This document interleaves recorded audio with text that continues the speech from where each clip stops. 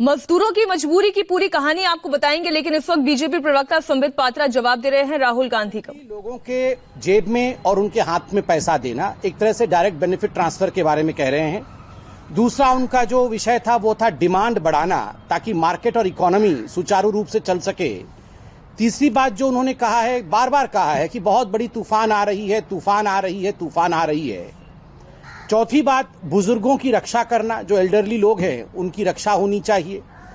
और आखिरी बात जो उन्होंने कहा है कि बड़े ध्यान के साथ, बहुत सतर्कता के साथ ये जो लॉकडाउन हुआ है, जिसके विषय में उन्होंने बहुत सारे संशय भी रखे कि पता नहीं ये लॉकडाउन ठीक हुआ कि नहीं हुआ, इस लॉकडाउन को ध्यान के साथ अनलॉक करना या भविष्य की रणनीति को तय करना, इन पांचों विषय पर हम लोग इंटरेक्ट करना चाहेंगे आपसे और विषय को रखना चाहेंगे। नंबर 1, जहां तक राहुल जी का ये बार बार कहना है और कई बार उन्होंने रिपीट किया कि भारतीय जनता के हाथ में पैसा भेजना चाहिए, ये जो पैसा है ये गरीबों के हाथ में जाना चाहिए।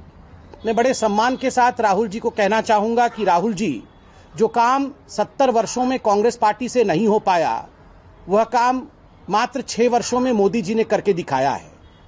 याद कीजिए, आपके पूज्य पिताश्री, भारत के पूर्व प्रधानमंत्री श्री राजीव गांधी जी कहते थे कि मैं केंद्र से 100 पैसे भेजता हूं, 1 रुपया भेजता हूं, मगर जो गरीब के हाथ तक पहुंचती है वो मात्र 15 पैसे होते हैं, बाकी 85 पैसे रास्ते में बिचौलियों के कारण गुम हो जाता है। जो ब्रोकर्स होते हैं, जो दलाल होते हैं, वो रास्ते में कहीं न कहीं पैसा मार जाते थे। आज बड़े ही खुशी से हम कह सकते हैं कि जो जैम ट्रिनिटी, जो प्रधानमंत्री नरेंद्र मोदी 2014 में एक रिफॉर्म के रूप में लेकर आए, जिसके माध्यम से डीबीटी स्थापित हुआ, डायरेक्ट बेनिफिट ट्रांसफर स्थापित हुआ, करोड़ों लोगों के खाते तक पैसा पहुंचा है।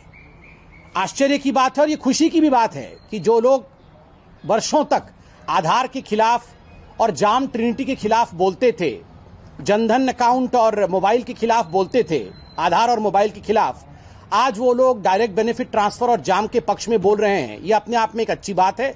It's a welcome change. मैं आपको बताना चाहूंगा राहुल जी कि किस प्रकार पैसा वाकई लोगों के हाथ तक पहुंचा है।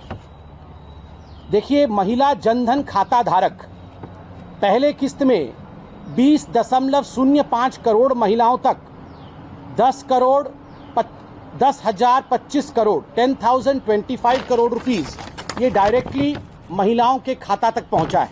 और दूसरी किस्त में लगभग 6 करोड़ महिलाओं के खाते में 27,085 करोड़ रुपए 27,785 crore rupees this has gone to their account in the second installment. ठीक उसी प्रकार वृद्ध, विधवा और दिव्यांगों को और वरिष्ठ नागरिकों की भी चिंता की गई है, और जो लाभार्थियों की संख्या है वो लगभग 3 करोड़ की है, और 1405 करोड़ रुपए वृद्ध, विधवा, दिव्यांग और वरिष्ठ नागरिकों के खातों तक पहुंचा है। किसानों और पीएम किसान योजना के तहत जो पहली किस्त गई है, उसमें लगभग 8.19 करोड़ किसान लाभार्थी रहे हैं और 16,394 करोड़ रुपया उनके अकाउंट में गया है। 16,394 crore rupees has gone into the account of approximately 8.19 crore Kisan, that is farmers, to the PM Kisan Yojana during the lockdown phase. निर्माण श्रमिकों के लिए लगभग 3,493 करोड़ रुपीस उनके अकाउंट में डायरेक्टली गया है, और लगभग 2.5 करोड़ ऐसे निर्माण श्रमिक हैं जिनको इससे बेनिफिट मिला है।